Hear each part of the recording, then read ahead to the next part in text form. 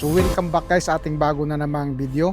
So dito sa video natin ngayon guys, ipapakita natin ang ating dokumentaryo sa pagpasok natin sa meat plant dito sa may highlight. So kung ikaw ay typical na pumapasok na gamit lamang ay sasakyan, so normally, di ba? So dito ipapakita namin ang aming dokumentaryo na ang gamit lamang ay ang aming bisikleta. So dito ang bisikleta natin mula sa isang linggo na pagpasok, mula sa day 1 hanggang day 5. So sa mga bagay na yan ay ating idodokumentaryo kung saan makikita ninyo ang ganda ng ating kapaligiran na hindi natin laging na-appreciate. So yan ay mga bagay na hindi nyo nakikita if ever na lagi kayong nasa sasakyan lamang pagpasok.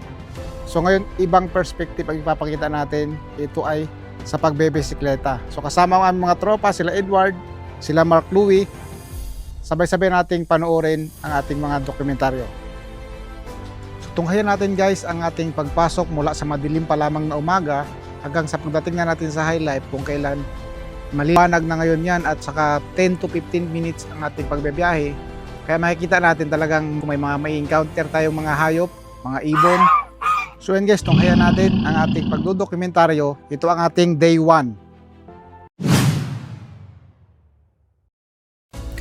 So yan guys, good morning. Simula tayo ngayon sa ating bike challenge. Yan, prepare na tayo. Ayan.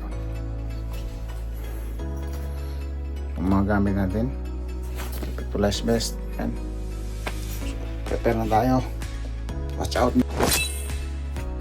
So, natin day 1. So, ito natin kailangan to kasi gano tayo. Helmet.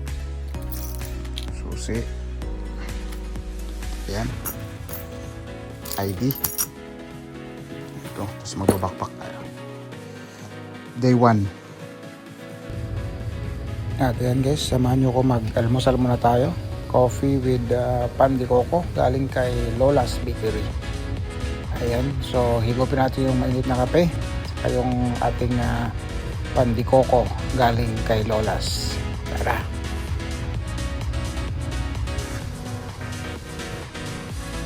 Yummy! Yummy! 12 seconds later.